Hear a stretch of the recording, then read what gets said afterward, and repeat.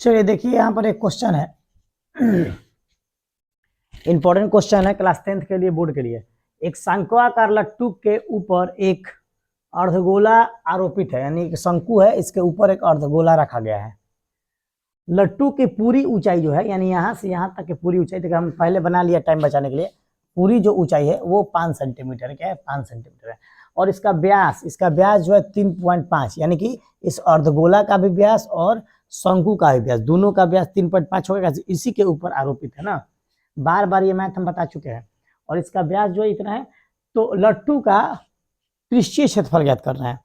तो लट्टू का पृष्ठीय क्षेत्रफल ज्ञात करने के लिए देखिए पहले यहाँ पर समझिए कि लट्टू का पृष्ठीय क्षेत्रफल क्या होगा, पूरे ये अर्धगोला और शंकु दोनों का निकालना पड़ेगा।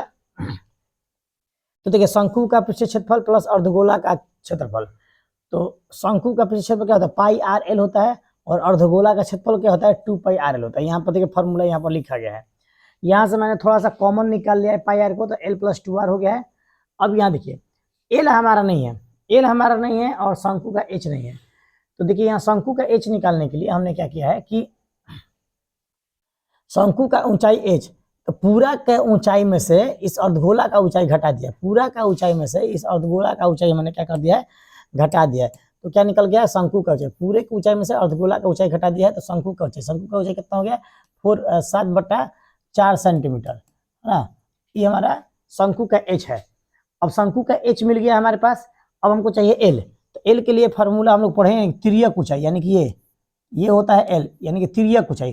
तो एल का बराबर क्या होता है, H square plus R square. यहाँ पर मैंने फार्मूला लिखा है, एच का मान 13/4 और आर का मान 7/4। इसको मैंने हल किया है, तो 13 का स्क्वायर 69, 7 का स्क्वायर 49, 4 का स्क्वायर 16, फिर 4 का 16, एलसीएम लिए हैं, हल किए हैं, तो टोटल आया आपका, हल कर लीजिएगा 3.69 आएगा आपका स्मॉल एल, यानी तिर्यक ऊंचाई का मान। उसके बाद मैंने क्या किया है, यहाँ पर इसको रखा है मान, तो ये देखिए 22 का पाई का मान 22/7, आर का मान 7/4, ब्रैकेट में एल का मान हो गया आपका 3.69 प्लस 2 गुना आर का मान हो गया 7/4। ये देखिए 7 से 7 खत्म हुआ है, यहाँ से उड़ गया है, 7 से 7 खत्म हो गया, 22/4 बच गया, 3.69 ये कटेगा, 2 दूनी का 4, 2 से 7 कटेगा 3.5, ठीक।